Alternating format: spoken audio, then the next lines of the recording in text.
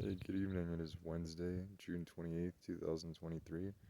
I'm currently in Manti-La National Forest. I'll be camping here for the night and then either hitting Four Corners or Four Corners and Canyonlands tomorrow, Needles District, or just Needles District, depending on how I'm feeling or how late I wake up.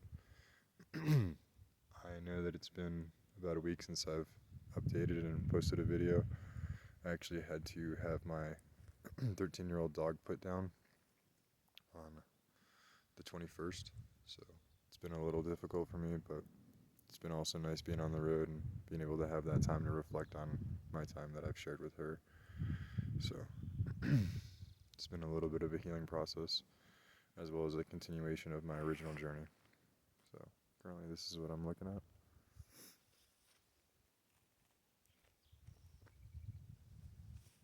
It's my little tiny tent.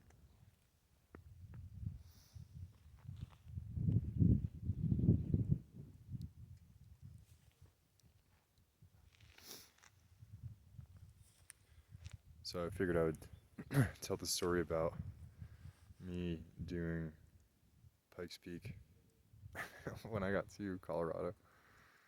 So originally I was trying to do the Manitou incline, but I found out you needed reservations for that, and I didn't really want to stick around and wait, so I headed to Manitou, kind of hung out for a little bit, and went to Garden of the Gods. And that's where I heard a tour guide talking about Pikes Peak and how it was long and 156 turns, and immediately my ears perked up, and I figured I would go check it out, but I had absolutely no idea what I was getting myself into.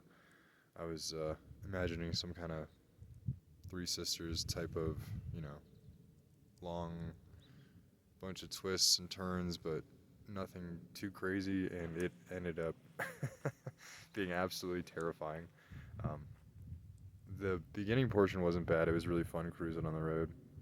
And then once I got up to, I want to say mile marker 10-ish, I believe, things started to get pretty hairy, and it was the first time I ever had to do switchbacks that were really tight together, so that was a new thing for me. And the first couple I took wide, and I knew that that was going to be an issue as I got further up and there was going to be more traffic. So I made sure to use those first couple as kind of a way to test my skills and hone them in a little bit before going up higher. And after those first two, I never strayed from my side at all. And then I ended up running into the issue of having people in front of me being really slow, which made it more difficult for me to maintain momentum to make the proper turns.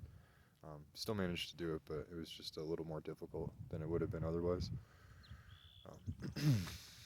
But I want to say by about also the 10-mile marker, I realized that wearing a sleeveless shirt was a terrible idea. I was freezing cold, but I didn't want to stop because I was kind of running late. They let me in, I think, at around 4:30, if I remember correctly, and I had stopped at, I believe it's Crystal Lake, the souvenir shop up there, and the guy told me if I wanted to go to the top, that I needed to hurry. So I wasn't hauling by any means. The road wouldn't allow me to do that, but I was moving pretty quick, as quick as I could until I started hitting traffic.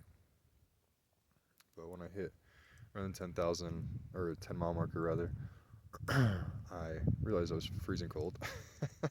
I noticed that there was a peak up ahead that had a bunch of snow on it, and I was thinking that it was a different peak, and turns out it was in fact Pikes Peak. So I kept following the road, and then eventually you hit, I believe it's Devil's Playground area, and it seems like that might be the end of the Pikes Peak International Hill Climb. But the road kept going, so I followed, and then I realized that I wasn't at the full top yet, so I kept on. And at this point, the wind's starting to get pretty intense, and because there's traffic, I'm going slow, and I'm getting knocked around a lot more than I would have been if I was maintaining momentum. So that was a little frustrating and also terrifying because a lot of it has just sheer drops on one side of you and then a mountain on the other. So I got some pretty good 360 footage of that, so I'm hoping to go through and edit and post some of that stuff after I complete my journey, which shouldn't be too long, but probably a little bit longer to edit all that footage and stuff.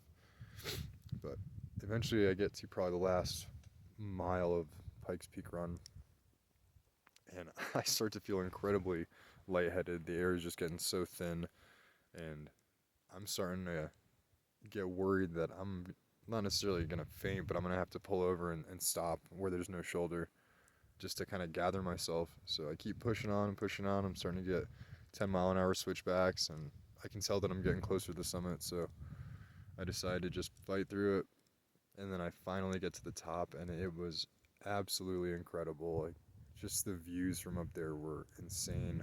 I think you can see 5 different states as well as Canada from the top on a high visibility day, and it was a high visibility day. I was able to see quite a bit, and I also stopped in their cafeteria and grabbed a couple of their donuts. I found out later you're supposed to eat one and bring the other one down to see it shrink, but I didn't do that. I just wolfed it down. I figured I needed the energy pretty badly. So that was my Pikes Peak experience. Absolutely terrifying. Highly recommend it. Highly don't recommend it if you have a fear of heights like I do, but if you kind of like messing with yourself and challenging yourself, then go for it. It was definitely intense. I would recommend acclimating a little bit to the elevation before going for it, because 14,000 feet is pretty high up there, and definitely nothing to mess with if you're gonna like end up fainting or getting sick or something like that. But yeah, I'm gonna throw a little bit more fire on my campfire and wind down for the night. Take care, y'all. Peace, love, and piggins.